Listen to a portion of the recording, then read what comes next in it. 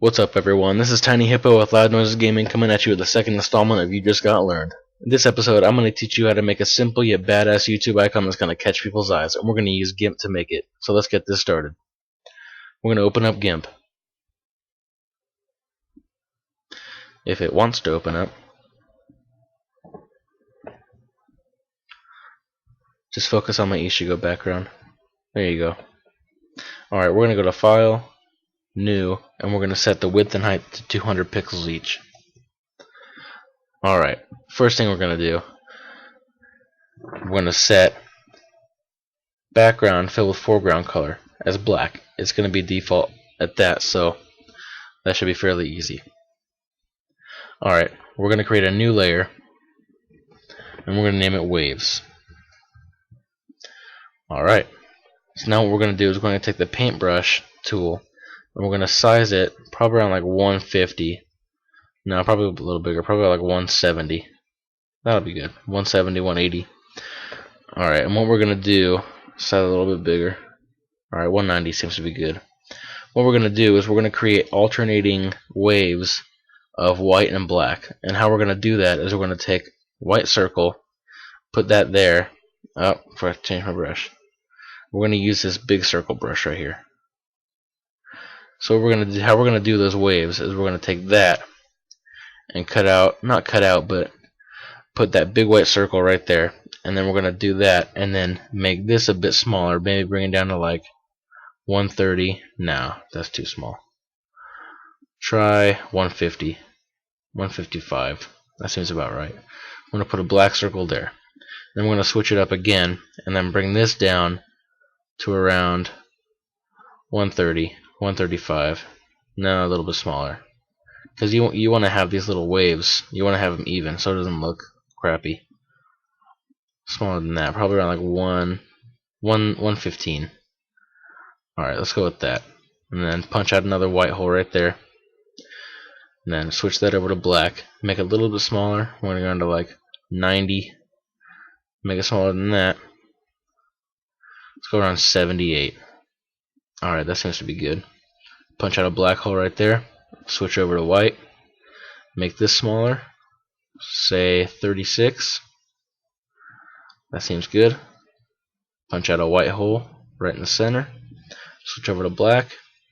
Bring this down to about 15. Punch out another black hole right there and we'll be good. Alright, next thing we're going to do is we're going to take the airbrush tool and we're going to choose the sponge 01 brush. And you're going to want to make this brush fairly big, so you want to have this little distortion spread out a lot. So like 160, 170, that should be about right. Let me get this right. Alright. Let's go 150. That was a bit too big. Alright. Yeah. That is a bit too big. Alright. We can go to 120.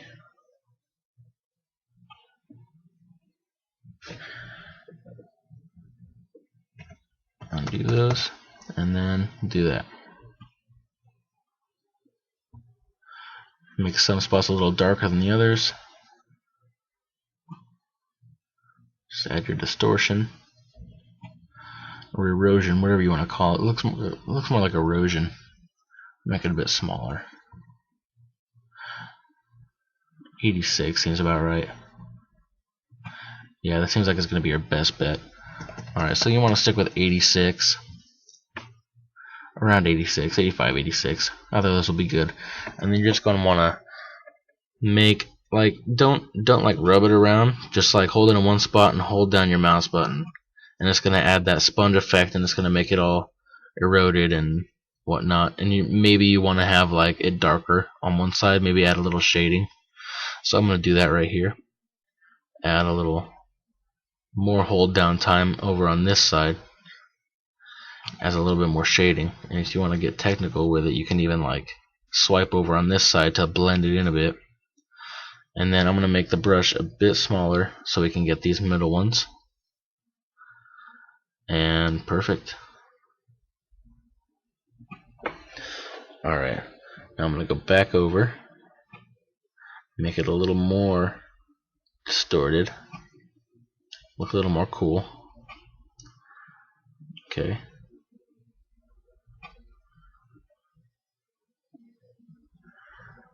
Now that we have it looking badass, we're going to keep on this layer and we're going to go to Filters, Light and Shadow, and Supernova. And what you're going to do is you're going to want to place this directly in the middle. And you can do really whatever color you want, but this is what's going to add the optical illusion, where if you're moving around, it's going to make it look like the little shock waves are moving. It's pretty cool. So you're going to want to up your radius, not that big, maybe like that big. I'm going to go with a red color because I like red. It seems to contrast well with black.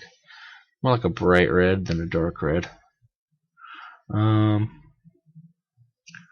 That's like pink. Alright, that seems good. Go with that. And then I'm going to make the radius a bit smaller, just so that it covers like right there. Okay, and we're going to make our spokes not like that. Random hue, you can set it to whatever you want. The random hue, it really just adds more color to it, and I don't really like that. I want to stay with just flat red, so we're going to go with 0 random hue. And we're going to click OK. So now if you move your head around a little bit, it kind of looks like the waves are moving a little bit. And if you want to, you can add more spokes because that just adds more to the optical illusion. But be careful not to add too much because then it just looks really bright. Alright, so now what we're going to do is we're going to add the text. We're going to add your identifying mark to this icon. So you don't even have to create a new layer. It's just going to do that for you if you select the text. So we're going to drag it out. And I'm going to put LNG for LoudNoisesGaming. I'm going to highlight that, turn it white. Gotta see the editing stuff. Turn that white. Click OK. And I'm going to use diffused font. Now I'm going to size that up. Okay. About that big. That looks nice. And then I'm going to space it apart just to fill up the void. Okay. And then I'm going to make this a little bit smaller just so that it hugs the corners. A little bit bigger. There you go. And I'm going to go to select my move tool, and I'm going to move it up to the top. LNG. There you go. LoudNoisesGaming. And then I'm going to create some more text boxes. I'll go right here, and I'm going to type out the whole LoudNoisesGaming. Just because I think it looks cool like that. Adds a little contrast. Okay, I'm going to select it. Turn that white. Hit OK.